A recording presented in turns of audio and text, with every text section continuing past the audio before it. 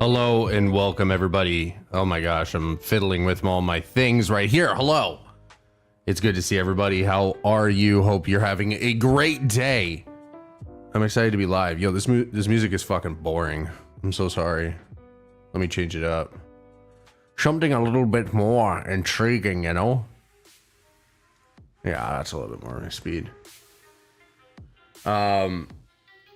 Oh my god, it's been 7 days since I went live. Here I am though. I'm here and I'm happy and I'm excited to be here, which is good. I was as I said, like last stream, you know, I was feeling super down on myself and streaming and if this was the right move to do and, you know, ways to grow my channel and everything like that. So yeah. But anyway, I'm feeling good. Let's just jump right into this first thing. Can we let God, if you're listening to me now, can you let Jimmy Carter pass on? Take him into your graces, God, and allow this man to just rest. Jimmy Carter be looking not great.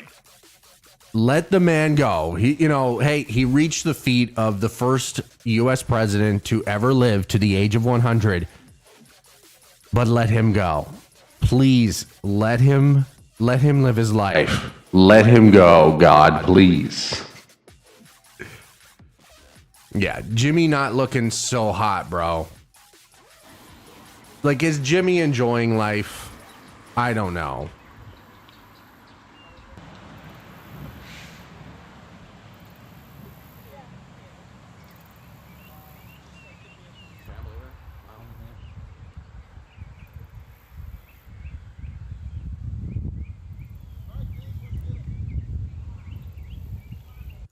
Jimmy might already be dead.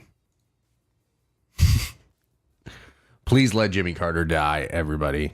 Yeah, let him go, God. Let him be free.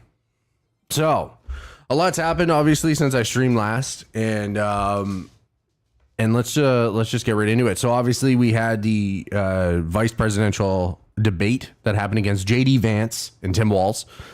My thoughts on that, I'll keep it brief. It was boring as fuck. I think I tuned out after about the first 30-ish minutes. It was just kind of cringy. JD Vance did a lot better than I thought he would have.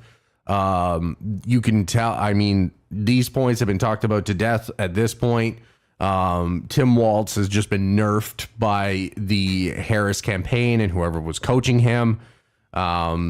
Hassan Piker said it best that, you know, they should just, if they were just going to do this to Waltz and like have him be so on board with like everything pro-Israel, everything, like, why didn't they just select Josh Shapiro? And I agree with that take wholeheartedly. So I completely, and yeah, other than that, I thought it was super boring and whatever, man.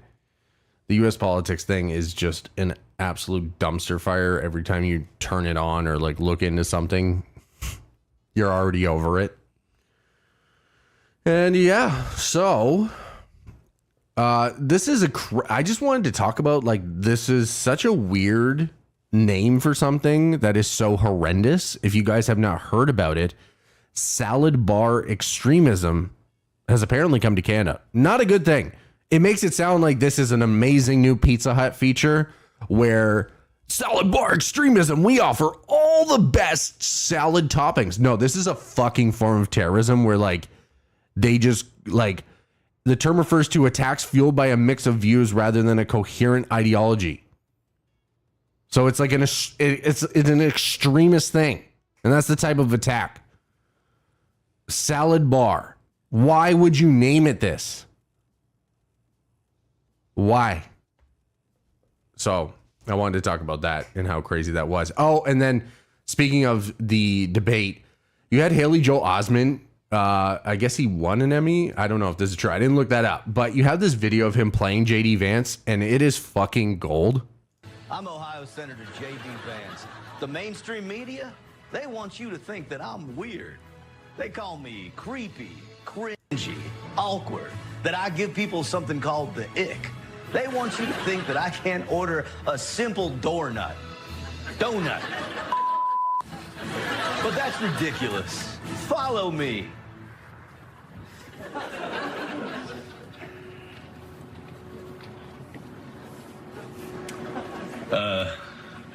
Hello? Hi. Okay.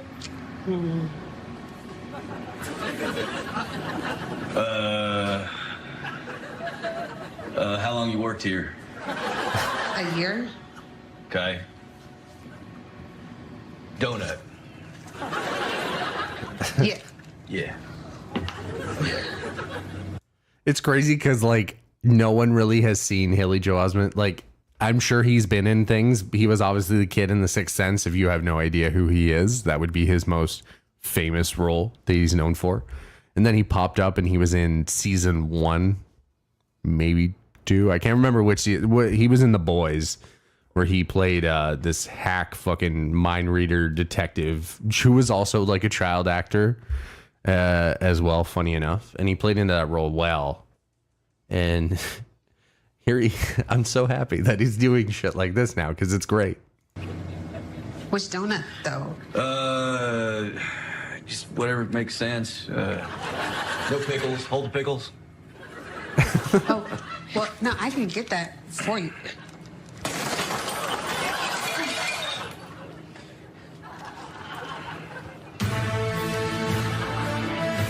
The Democrats say I don't know how to talk to people, but that is just not true. Hello, worker. May I sit? Sure. Yeah, what the fuck? How long you been black? I smell pregnant woman. Dude, holy shit. The dunking the donut in the coffee is so good. Oh my God. I hadn't watched that in its entirety. So that's fucking amazing. Shout out to Haley Joel Osment for that. And then this is my favorite tweet to come out of the presidential debate or the vice president debate is I can't focus on Vance. I keep wondering how many Sephora points he has, which is in reference to his eyeliner. And if anyone has a girlfriend or a lady in their life that they know or whatever, you know Sephora points matter. And JD Vance is holding the bag on a lot of Sephora points, apparently. There also was a comparison that he is the Nightman from It's Always Sunny. Is that what it is? Nightman? There's Dayman and Nightman. Is that what it is? Yeah. So other than that, and then obviously in big news, you had Iran striking Israel and kicking. Well, I mean, it wasn't for nothing. That makes it sound like it was nothing. It was retaliation for invading Lebanon. So yeah, we're on the brink of World War III. Awesome, dude. That's just what I wanted to see. Obviously, I've stated this before that I am not the person you should be looking to for this topic. I recommend Hassan Piker for that matter. Definitely check out everything. Like he's been doing like so much about it. He actually had an amazing interview on Tuesday where he was talking with this professor, and it was so informative and educational. Highly recommend it if you can check out the VOD if you want to learn more on the topic about everything that's going on and get educated. My only thing I wanted to add is that I think obviously it's so crazy at this point, like how the US does not condemn what Israel's doing. They continue to supply them with more bombs to kill more innocent lives and to allow Israel to continue to commit a genocide. And I find it so funny because everyone says in war, like the stereotype of war is the people supplying the arms to a war. They want to play both sides. They want to be giving it to. So unfortunately, that's obviously highly unethical and illegal by international law, I believe. However, the U.S. has like spun it where they're able to do that in two different wars. So they were providing arms to Ukraine to fight against an invasion from Russia, trying to take them over. And now the U.S. is supplying Israel to do exactly what Russia is doing to fucking Ukraine. How ass backwards is that? That is all I can offer on the matter, that they're literally playing they're doing the dog shit of war, bro. being the supplier of both sides or the opposing sides of a cause. Absolutely insane. And, you know, and I understand like a lot of people, like where they base their opinion off of this is saying, oh, like, well, they had a right to retaliate from the October 7th attack by Hamas. Where does that end, dude? I think we're way past that. At what point are you saying, hey, I think this isn't about that? I think they want to exterminate everyone else in the region. Huh. Just food for thought. In case you are an idiot and think otherwise. Always so good to talk to you guys. And then another fun thing that I saw before I popped on here is the Terrifier 3. 11 people walked out during an opening screening of it last night with one audience member also being sick. 9 of those people walked out during the brutal opening scene. I'm so fucking over bullshit publicity stunts. Like are they paying these people to walk out? Did they just go there for free? It's like, oh, walk out because it's gross. And I'm sure it is gross, man. When did that's what pissed me off about the Saw series. And I'm trying to think what else, like would Hostel be in there? Maybe, I don't know. This gore porn type horror is so fucking stupid. People, when the Terrifier, I don't know what his name is, the fucking clown. I don't even care. He got added to Call of Duty. A lot of people were calling him an industry plant, which he's a fucking movie character. So yeah, the industry did plant him. Don't know what to tell you. So yeah, I don't think anyone's walking out, but who knows? Maybe it's like super gory. You know, you just keep trying to up it and how gory it is and gross it is. And yeah, I'd probably walk my ass out too, because I don't enjoy any of that shit. Like, I remember the last Saw movie I watched. I want to say it was Saw 5 or something, where like these people had to kind of like do the challenges to survive, and like they had to push their hand like through a table saw and like saw their arm in half. I was like, this is fucking insane. Why am I watching this? This is such terrible fucking shit. So no, I don't watch, because I liked the first one, and the second one was alright. It wasn't like great, like it wasn't great, but at least it kind of had a bit of you know, a thriller kind of twist to it, which I thought was a lot better, to say the least. And then this is my own personal news. Watching The Golden Bachelorette. Hell yeah, brother. Dude, saddest shit ever. If you want to cry, watch that. Some of these people who have lost their spouses, there was one man who, I'm going to say he is an industry plant, because I don't know why they keep him on the show. Sweetest man ever, named Charles L. Charles, his last initial is L. So he lost his wife of 36 years to an aneurysm, died right before his eyes. Just, they were like out doing shit and she died. So fucking sad, dude. Honestly. It was like they were like each other's first love ever, and like only love, and yeah. And like everyone on that show, it just has so much more personality than all these fucking 20-year-old whatever people who are coming on, who are trying to be influencers on the show, and it's super catty and drama filled. It's like, dude, all these people have juicy stories because they've actually lived a long life. And I think it actually adds a lot more. So big fan of the season so far. It's super cringe though. I have to walk out of the room several times in a hour episode. And yeah.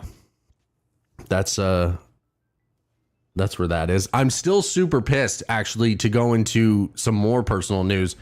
I'm still super upset about the Al Jazeera striking my YouTube channel, which I emailed them about 3 times, and they won't take it away.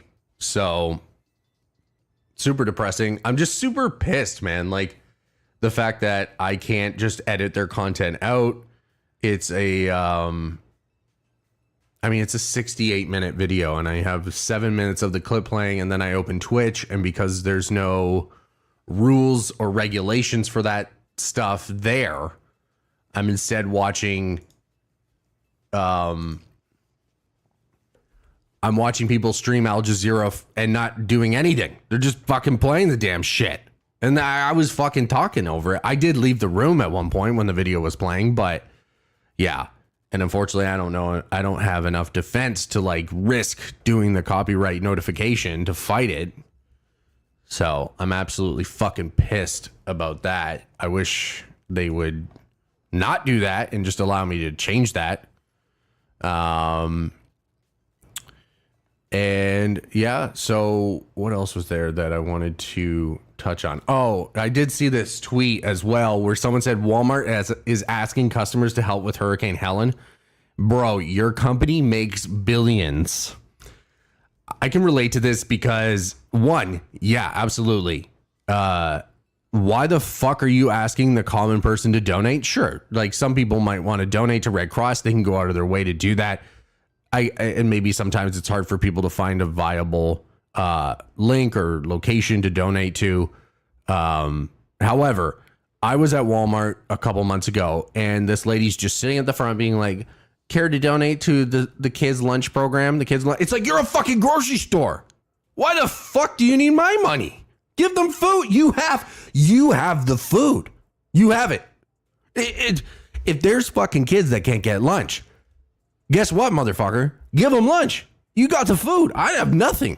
I have a few bucks I can give. You have fucking unlimited supply chain. Not unlimited, but you get what I'm saying. We're talking about $1 billion company asking me to pay for fucking kids' lunches. And that's fucking sad. Because instead of Walmart taking action and actually giving kids lunches, they're asking their customers who are already getting rinsed by their prices to pay for fucking kids' lunches as well. What are we talking about here? This shit is so blind and just honestly, it's infuriating to say the least.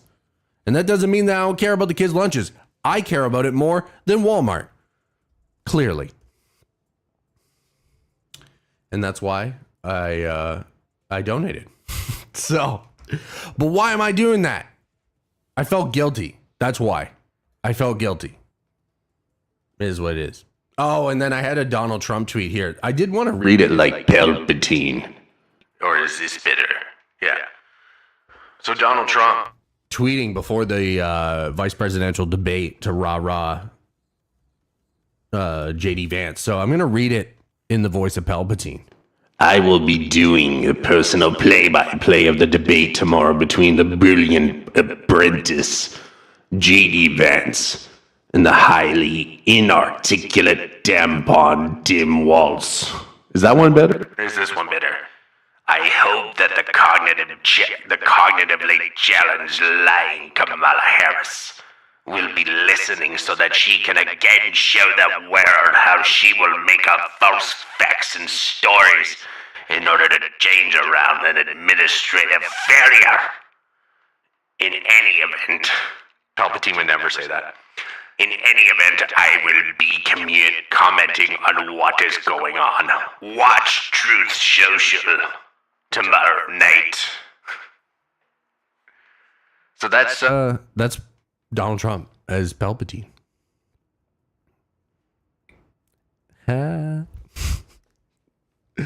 This is goof and gaffs fucking shit right now, okay? And then should we just jump into the main story, which of course is Fidelity Financial. They estimated that Twitter X, now known as X, value has dropped to $9.4 billion, a 79% decrease since Elon Musk took over the company. Fidelity has cut estimates of its X value by 79% since Musk's purchase. Elon Musk is now worth less than a quarter of its $44 billion purchase price, according to new estimates from investor Fidelity.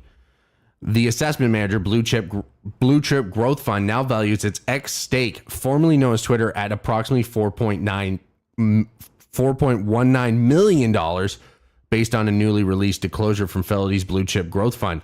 The firm's unit has reduced the value of its holding in X by a total of 78.7% as of August end. For context, Fidelity had invested 19.66 million in X through the blue chip fund as per regulatory filings. This isn't the first Fidelity has cut value of its holding in X. As of July's end, Fidelity had valued its shares in X at about 5.5. This is a 78.7 markdown, which implies Fidelity is currently valuing X at 9.4 billion overall. TechCrunch's assessment assumes that Fidelity investment in X was made at 44 billion of valuation. The acquisition was financed through a combination of equity and debt. Fidelity declined to comment. So, lo and behold, man, not fucking surprising. If you turn the website that you bought into a right-wing echo chamber, that's what's going to happen. And you know what I love? I thought about this even deeper. I thought about like Elon Musk's whole goal of X, which is to make it the town square where everyone has a voice. Well, there are some racist, deplorable, disgusting people that I don't know if they should be inciting. And then, hey, guess what, moron? It's the internet. So you're going to have a lot of fake players and definitely people who are not from the North America or anything like that, who want to destabilize, who are going to incite and embellish and fucking support these crazy, racist, shitty people in what they do. I mean, let's be serious. The owner of the website, Elon Musk, loves tweeting about fucking a ton of race theory and rhetoric and just absolute fucking neo-Nazi propaganda. So, not a fucking shocker that your website tanked in value, dipshit. Can you tell I'm upset? I love Twitter and I think it's great. Here's my thing. You could say, oh, but he wants to make it super inclusive, which is funny because he wants to fight the woke mind virus. He wants to fight the woke mind virus, but he wants to have a town square where everyone's voice is accepted. But that's not the truth of what it actually is. Because due to algorithms, I don't interact. I've muted so many fucking accounts that are associated with Elon and like that whole right-wing sphere of just fucking propaganda and bullshit and hate and like tons of different rhetoric that supports that shit. And still, crap breaks through onto my feed every morning. When I open it, when I go to bed, it's nice. I see shit that I actually interact with, shit that I want to read, stuff that actually aligns with what my interaction with the website is. And then I wake up, and then after, some engagement shit, the algorithm, I get fucking right-wing shit on my fucking feed again.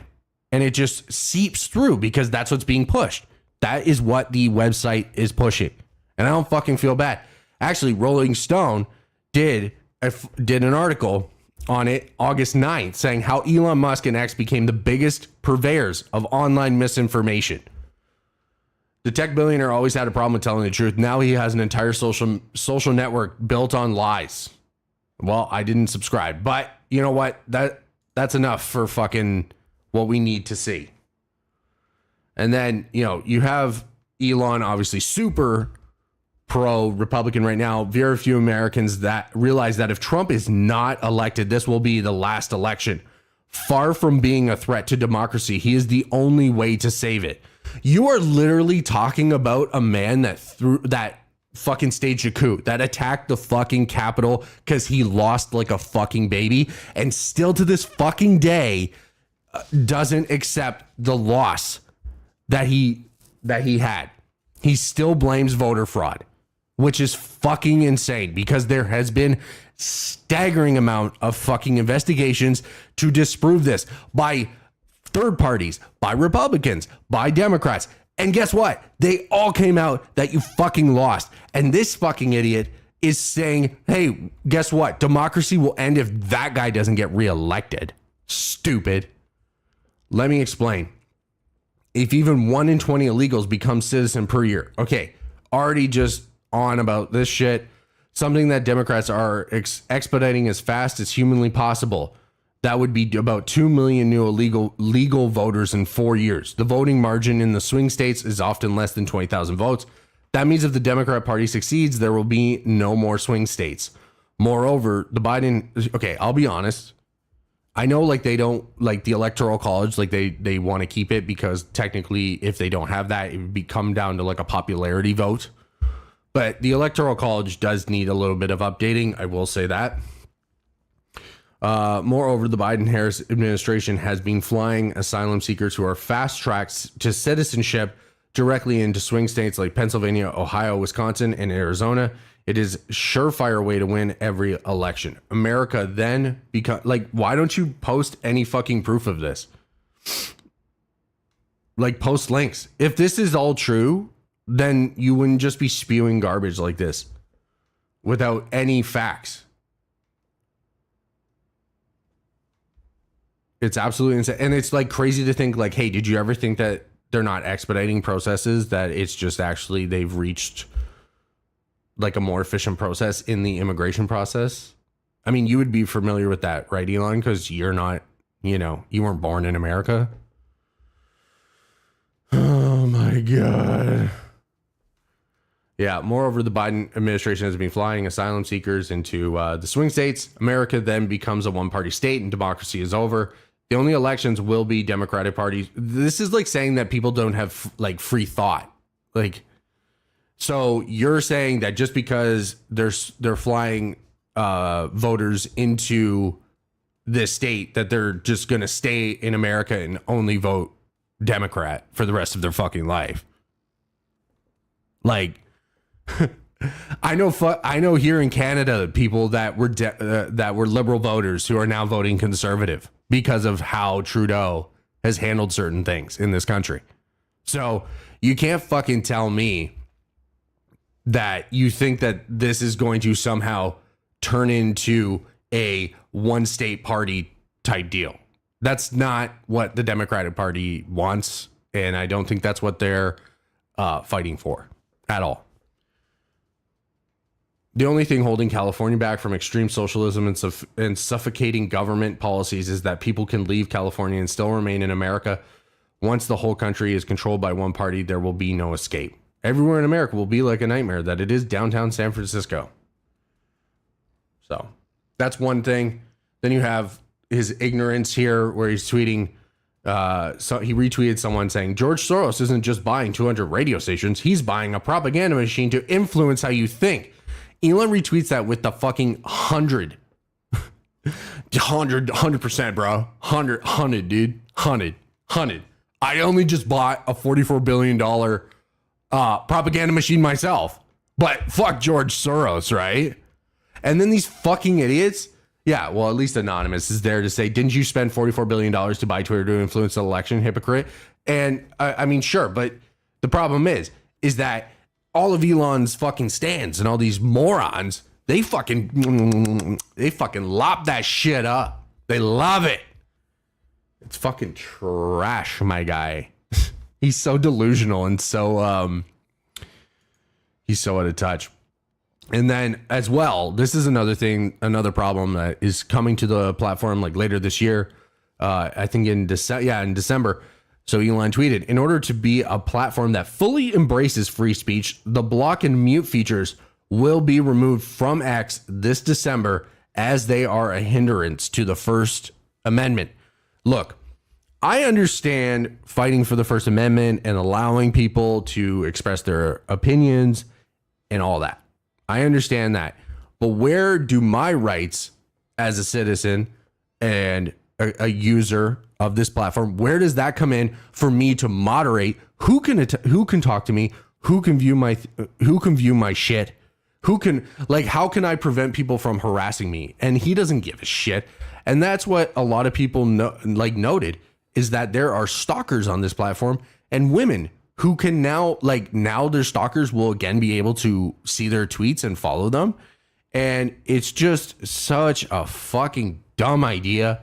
And it's like, no wonder this platform is just going right into the goddamn gutter. It's just bad decisions like this. Unfortunately, look, I can go outside right now and everyone has like freedom of speech, but that doesn't mean that like I can walk away from them. I don't have to listen to them. I don't have to associate with certain people I don't fucking want to. That is my right and freedom. And I think if you're trying to have a sustainable platform where people are allowed to give their opinion. You need to give a sustainable platform that allows people to choose who they're fucking listening to and who can follow them and fucking comment on their shit. I mean, and then, obviously it becomes divided. Like, whatever. The racism isn't going away. That's like clear with MAGA and everything that's transpired over the past 4 years. I mean, like I said, racism hasn't gone anywhere, but it's obviously become like a heightened talking point for the Republican Party and right wing in general.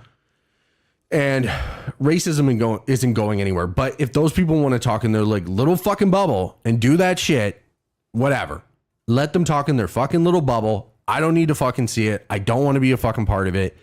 And sure, you can have people who feel like they need to comment against them and then call them out, which is perfectly fine.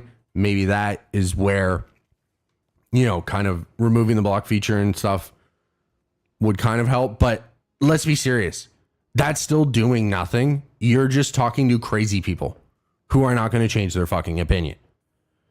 So you definitely, like, you're focusing on one right to the hindrance of other, like, fundamental needs, in my opinion.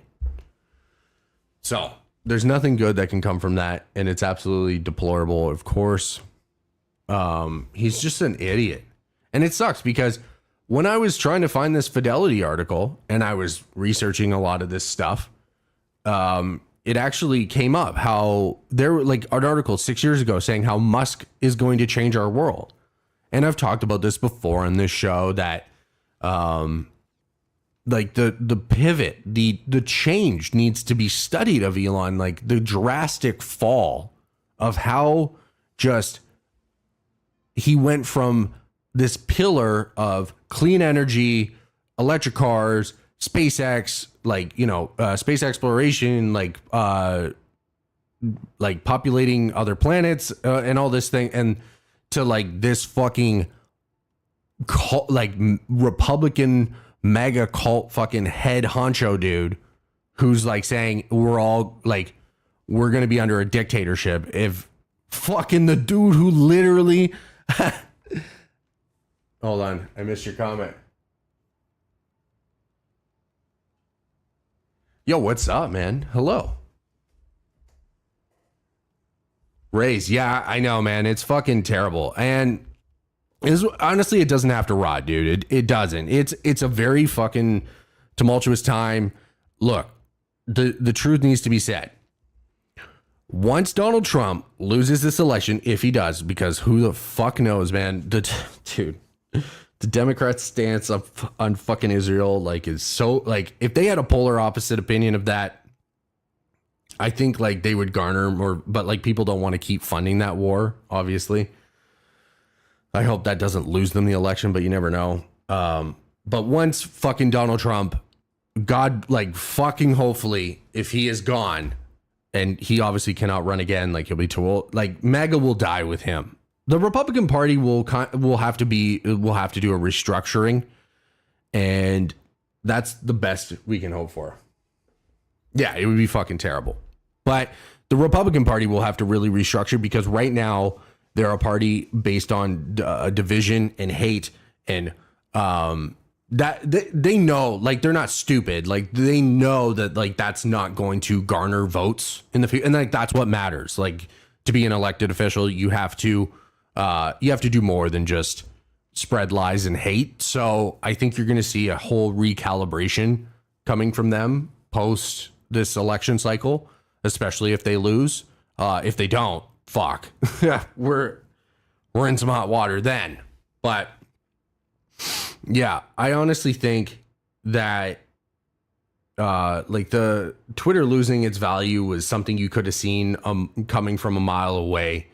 And I think it's only going to devalue itself even more. But time will tell. I think Elon just needs to stop doing what he's doing, and I think he needs to stop being involved with it. I think he needs to step away because if he wants to, like, protect his investment, but I don't think that's like his plan. So, because he has this weird self-appointed task of ending the woke mind virus. Which like is funny. I think I said this during this rant, but the woke, basically what you would consider the woke mind virus is being inclusive, and this guy wants to make the most inclusive platform where everyone has a voice. Isn't that woke, man? At least that's how I see it. And then I wanted to move on and talk about this Meta. The Meta glasses, man. You know me, I've talked about it on this show before that AI, I'm not a fan of. I'm not a fan of it doing the work for you. I like AI as a tool. And I think that there's a lot of health benefits that can come from AI. And actually, Meta glasses is one of them. Here you had someone who's vision impaired and she's using the Meta glasses. And it was pretty amazing to see how much it aided her in her day-to-day life. I'm blind, and I've been using these Ray-Ban Meta glasses for about 6 months now, and I love them. These are the transition lenses, so they get darker in the sunlight, which is amazing because I'm light sensitive. Not only can I take phone calls and use them to listen to voiceover discreetly while out in public, but I can also use... Absolutely. AI will definitely... I don't know why. You know, it's funny. I have a video out, and I've been absolutely torched for my views on AI. There are people who believe that AI will just run society for us and we'll live in a utopian where we don't have to pay for things. And that is just, that's crazy. But I want to be very clear. That is what the AI community thinks, like people who are huge stands of AI. So yes, I don't think AI is going to be, I think if you're using it for benefits like this, it will be great. If you start automating jobs and yeah, that's the end of like society. them like my dash cam to take pictures and videos of all the crazy shit that happens to me. And not only that, but they're amazing for those who are blind or low vision, because you can use the glasses to ask Meta AI about almost anything that it sees, and you can get pretty specific with the questions too. Hey Meta, look, what section of the store is this? This is the dog treats section. Hey Meta, look, what kind of treats are these? The package says Red Barn Protein Puffs Training Treats. It's a high-protein treat for dogs, made with natural ingredients and no artificial preservatives or flavors. Oh, that sounds nice. These glasses have been life-changing and truly improved the way I'm able to interact with the world around me. And not only that, but they're way cheaper than any accessibility aid that's designed for the blind that can do the same thing or less. And I'm excited to see this technology improve. Hell yeah. So super exciting. Obviously, like the most astounding part of that video being when she's in the store and she shows the dog treats bag to it and it reads it off and it explains it in full detail.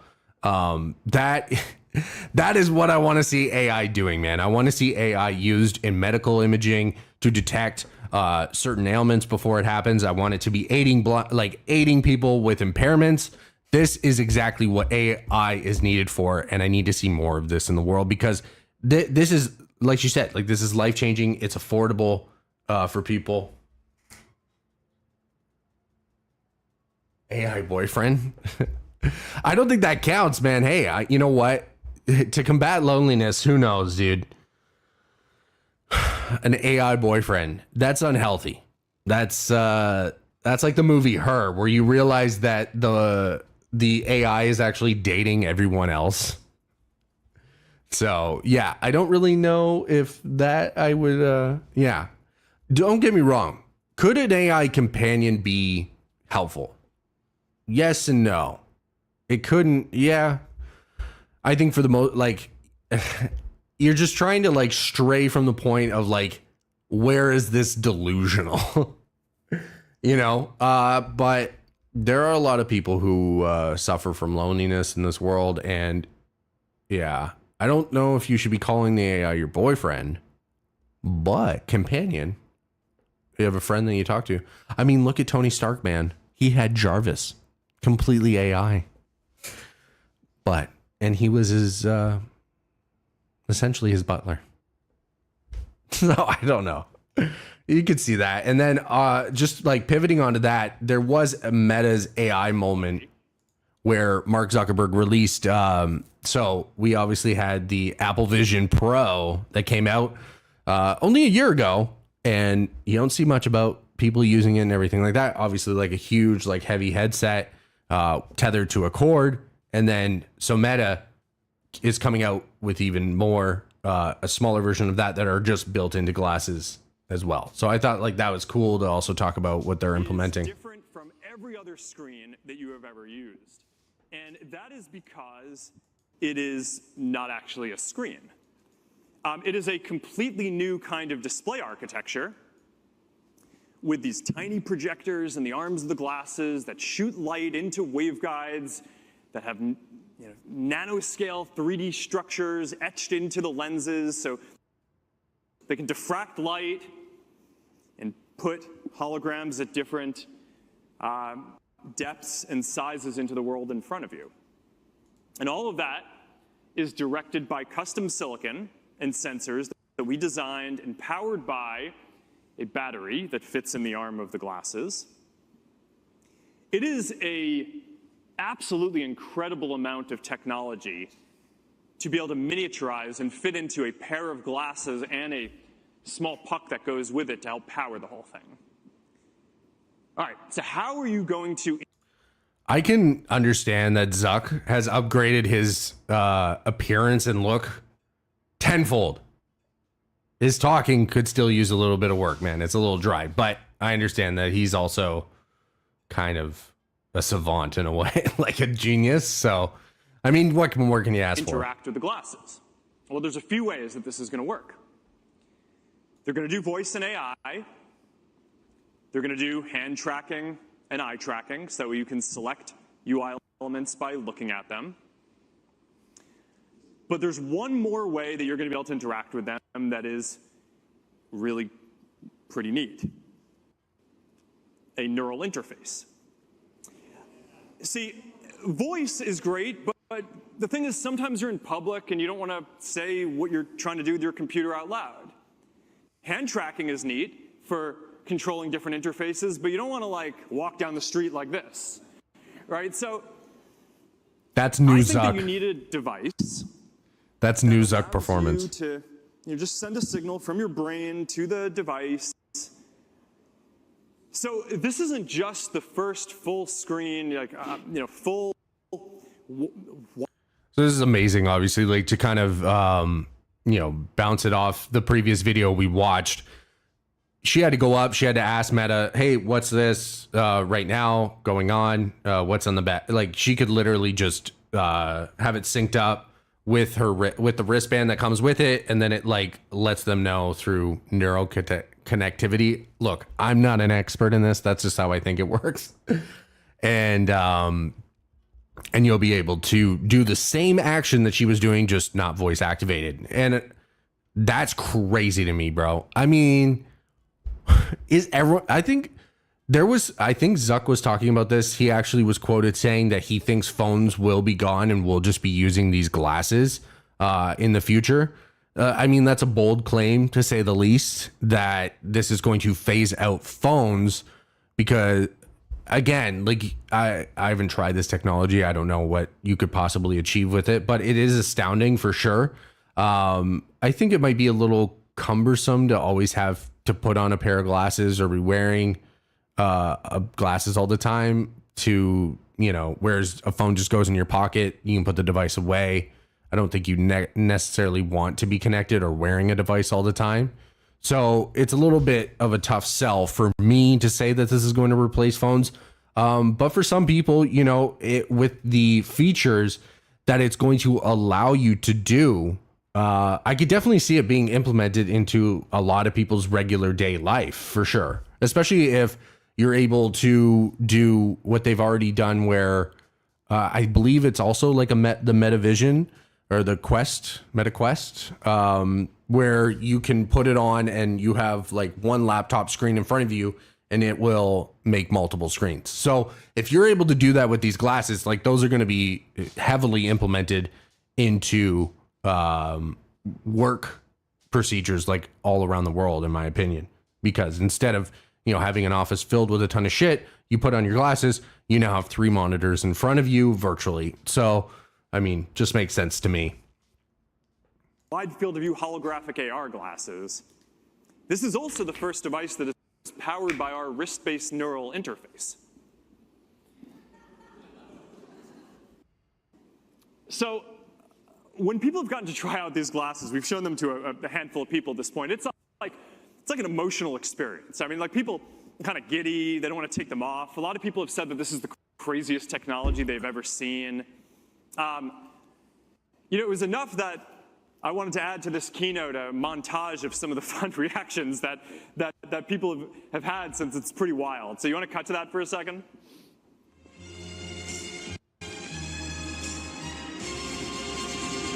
My God. Wow. Well, that is insane. The weight of this is just such a game changer. It's comfortable. Yep. 100 grams is this is a big deal. Wow, it's super sleek already. This side and no cable. Yeah. I mean, that's freedom. Really nice. Yeah. Oh, your Kodak avatars. He is 3D. Yeah. That's nuts. Can you wink at me? No way. The multitasker in me is loving this. This is pretty crazy that I can do 4 things at once. The head tracking is good. The brightness is good. The color contrast is good. Field of view is excellent. I see it super clear. It's crazy as fuck. Yeah. So obviously, like, you know, the reactions speak for themselves, especially when you have like the head of NVIDIA being like, this is a game changer. You know, his obviously NVIDIA innovating like crazy over the past few years. So yeah, I'm super excited to see this. I would love to try them out like when they come to market. If I would assume like they're going to be a pretty sustainable price, because the manufacturing quality, although it doesn't look amazing necessarily because they're just glasses, but when you compare this to the Vision Pro and Apple, like obviously like they're like $4,000 or $5,000, like that's just unsustainable. And I know Apple went above and beyond manufacturing them and put like crazy components, and like the materials that went into building it were super expensive as well, which is great, but it's not a it's not like a consumer friendly product where, you know, it can be bought by the masses, where I feel like this will be a lot more obtainable and sustainable as well. So it's super exciting to see. And I do agree that this is Meta's iPhone moment in a way, because this is going to revolutionize the future of what are they called? Like an ocular system? Is that what I'll call it? But yeah, I think it's like super, super amazing, and I'm excited to see like the next step. And then taking a little pivot, I wanted to talk about some scalper mania, because I saw something astounding, and I've been meaning to talk on the PS5 front for a bit, the PS5 Pro 30th edition. But I saw this. So Sabrina Carpenter was actually playing at Madison Square Gardens this past weekend, September 29th. And these scalpers, so this person that tweeted this said, hey guys, should I buy a house or should I buy a Sabrina Carpenter tickets? This is in USD currency. Section 109, $223,780. And then another ticket in the same section, $728,384. Bro, settle the fuck down. This is like, here we are talking about AI on this segment, and how is there not AI to detect this kind of shit and to put an end to it? This is ridiculous, man. Look, if you're a ticket holder, I saw people commenting below saying that they did have tickets and like they're willing to sell them for $1,100, which is obviously a completely fair, reasonable price. Yeah, that's a steal. Yeah. I think they're stealing from you, dude. Like, if you fucking pay these prices. Yeah, super insane. Like, it's crazy that you see like the ticket below. It ranges, like, these two are $500,000 apart, and then there's one for $1,125 under it. Which, I mean, if you're paying this much to see Sabrina Carpenter, you should get to meet her, bro. You should get a whole date or whatever out of it. I don't know. You need you need a lot more than just seeing a concert to get out of that much money. And I can't fucking believe it. Yeah, absolutely. Dude, private concert, catered, private jet, everything. And these people who are like trying to like, you know, abuse, obviously like her popularity is like through the roof right now. And she, you know, there are people who are willing to pay like thousands of dollars for tickets. This is insane. I don't think I've even seen like a Taylor Swift ticket this high. And it's astounding how out of control the scalper market has gotten, that this is even somehow viable. How can you even enter that price in on the app to say, yeah, this is legit? There's no way, man. And these fucking, and obviously, why are they going to hinder this? Why are apps like this going to say, no, whatever? Because you know what? They obviously get a cut of a ticket sold. So, hey, if some sucker is willing to pay $223,000, they're happy to take their 10% cut off of it. That's why they're not going to set a limit. 4K. Yeah. 4K is even crazy, man. Like that's like a trip, dude. That's like a trip to you know, to an all-inclusive, which screw that. I think the most I paid like $1,400 or something like that, and that was for 2 tickets to go to see Beyonce, and they were floors. So I mean, I look at like $250 tickets, I'm like, that's too much money for like the worst seats ever. I would never spend more than that. I'm trying to think if there was an artist right now who I would even spend $1,000 for, and I don't think there is. No one could command that much money out of me, man.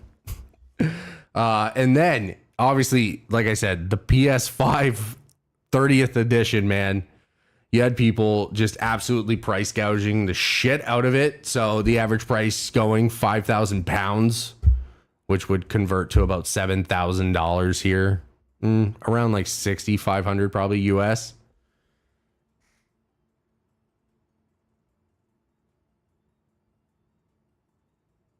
Holy shit, dude! I wish, man, you're crazy. Considering the 20K seats, middle class. Oh, that's middle class. Shit, dude, you're living on a different fucking plane than I am. I can't justify it, dude. There's no artist, like, it would have to be, I don't even know. Like I said, there's no artist that I could sustain paying that much money for, even if it was the last concert they were ever going to do. I don't think I would be able to justify it at all. And I'm just, like, even if it was like a Woodstock, like maybe a Woodstock thing, that would have to be it. It'd have to be like a festival type deal, like not just a single concert. It'd be like, oh, like it's like Woodstock 99. Yeah, I would have paid probably like 10, 20K. Oh, that would be the most I paid for, like, I don't know. I don't think that counts. But like Coachella, when I went to Coachella, like I paid a lot of money for that. But again, like that's a festival. It's not. You sold your car to get a PS5? Hell yeah, brother.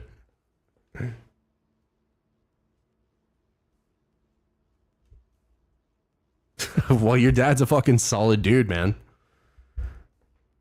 That's fucking, hey, shout out to your dad. Sold your car for a PS5, eh? I don't know if you should have done that.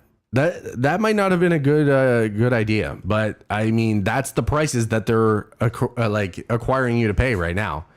I wanted this 30th edition, but I knew how bad the scalping was going to be. It was actually like posted. There were people who were willing to attempt to buy it for you. Will attempt to buy you a PS5 Pro Limited 30th anniversary edition for $9,999 US dollars. 10K, baby, and I might get you it. Who the fuck is preemptively paying this? It's an investment. Is it though? It's not going to go up in value. Would it go up in value? 12,000 units, maybe. That's tough to say, dude. I don't know if it would go up in price. It's so, man, collectors are so weird though. You find like one idiot who's willing. It's possible. I mean, if you bought like it would see if you could somehow secure 2 and like leave one unopened, I think that would go up in value. If you took it out of the box, it's not going up in value. If you like turn that shit on, it'd almost be like when you see people who buy the old iPods that are still sealed. It's something like that. I see that could be something, but the problem is that the PS5 is like the anniversary edition. It's going to be phased out anyway. I mean, they made the PS5 Pro. Eventually, obviously, a PS6 or something will come out in a couple years. I don't know. It'd be interesting because only 12,000 units were sold. So there's definitely something in there. I'm sure there's always like dumb ones, man. There's like Louis Vuitton limited edition. I remember, I think Marquez Brownlee got one where he got like the Xbox or what Xbox are we on now? Whatever, the Xbox that's currently now. And he got the Louis Vuitton version sent to him, and then he ended up giving it away, which is great. Like that shit would go up in value for sure. This I'm not spending that much money on, man. Actually, they did in Japan. They restricted pre-orders for the PS5 Pro 30th edition to people who had a minimum of 30 hours on PSN time, which is crazy. How could you even do that? How would you have to? You would probably have to like put in your PSN like ID or email associated with your PlayStation ID. And then they would have to like look it up, which is a good, honestly, man, like this is what I was saying though, like about like the Sabrina Carpenter tickets. I think it's super important that like they implement certain things like this so that people who are actually like wanting this for themselves, not to just sell it off for money or scalpers or whatever, cannot acquire these things.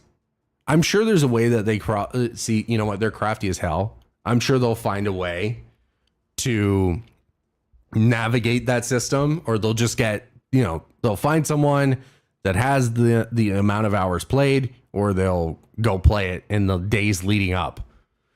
But no, I definitely think like that was like a good idea because you want to sell this to fans, you know? And I don't think it's like right for people to be able to just, you know, cop this because they're botting. Generally, like these people are using like an algorithm to find and purchase these things. Like that's why it's so hard to compete with that if you're just a general consumer.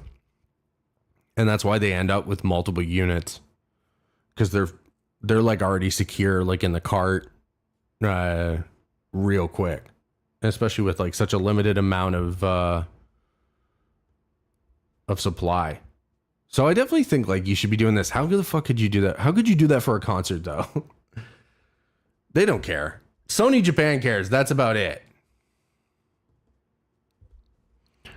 And I don't know. Would I pay that much? I would have paid. I can't remember. It's $1,000 to buy like the actual package. It was like $999 for the bundle, and then people are trying to upsell them by another $5,000 or $4,000. Get out of here. I don't accept that. I'm not taking that at all.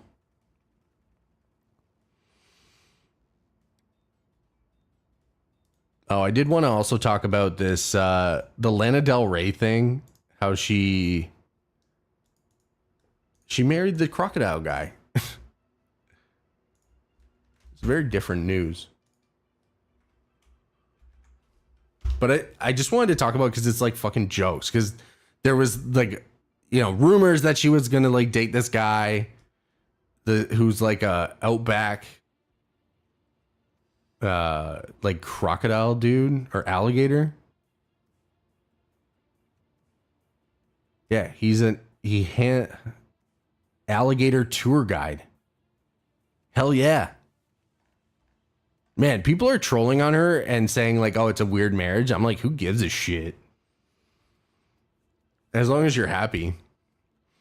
I'm sure it's a lot better for like a celebrity to date someone like he's like, yeah, just drive down and fucking show people gators. Like that seems like way more refreshing.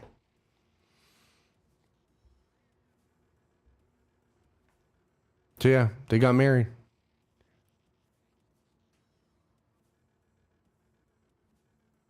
Stopped by her boat captain. You know what's funny also? This guy's like ex-wife or ex-girlfriend came out and said that he's into alligator trainer play.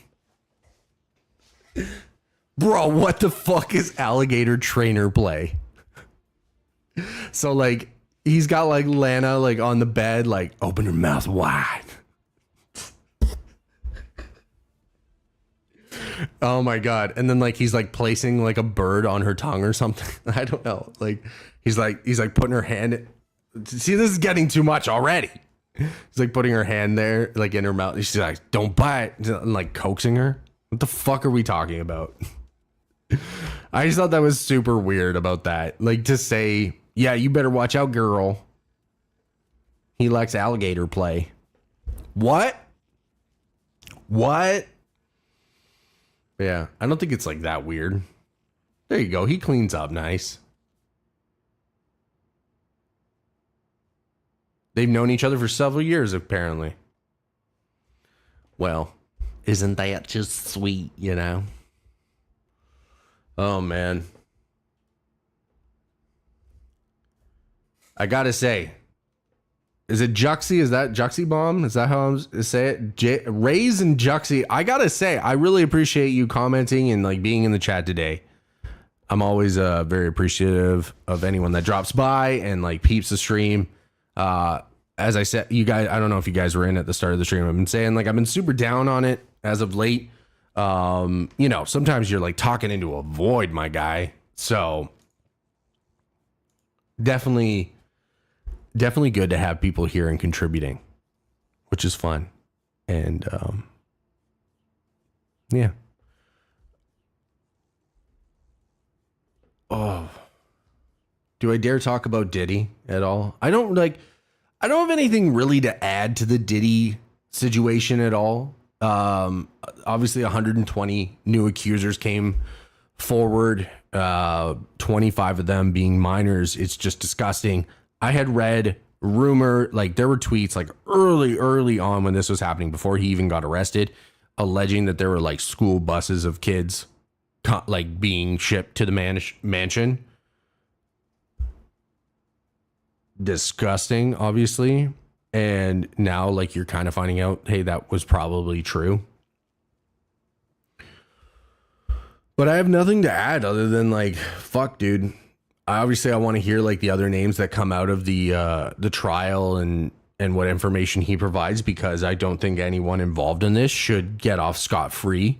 But yeah, I mean, with children being involved, like, yeah, just, I mean, get the info and put a bullet between his fucking eyes, dude. I'm sure that's super aggressive, but that's just how I feel. Like, it's disgusting. And there's really nothing like more you can say about it. I know like there was memeing and jokes surrounding it, and then obviously now people are like, hey, you're gonna start taking this seriously now that, you know, we have confirmation children were involved. I think it should have been taken seriously the whole time. I mean, if you watch those clips of Orlando Brown from That's So Raven talking about it, and like that dude's brain is fucking gabagoo, like just fried, but he's like saying, he's like, I love you, Diddy, and he's like licking his lips at the camera and shit. Holy fuck. You're like, oh, that didn't go well for him at all. Yeah. All right, guys. Well, unfortunately, I got to go pack up my fucking place. I'm moving at the end of the month. I have, what's this? The 3rd. I have 25 days to pack up my life, and I got to move to a different city. One thing I will say that I'm super excited about, just because I've been talking a lot about job stuff. Ladies and gentlemen, I did get a job interview. I have one tomorrow. I'm super excited. For video editing, it is remote. Fight the fight. Hell yeah, brother. we got a remote job up in this bitch. And I'm super pumped about that because fuck corporations that are rolling it back and ruining people's lives. They should all eat a dick.